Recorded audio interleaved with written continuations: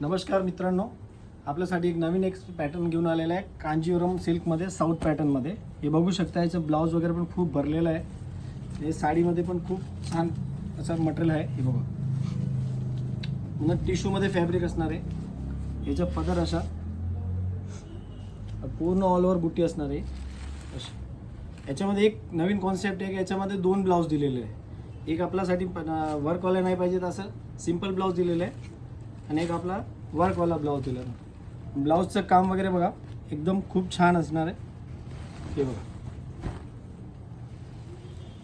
दोन्ही हाता साईडला आहे.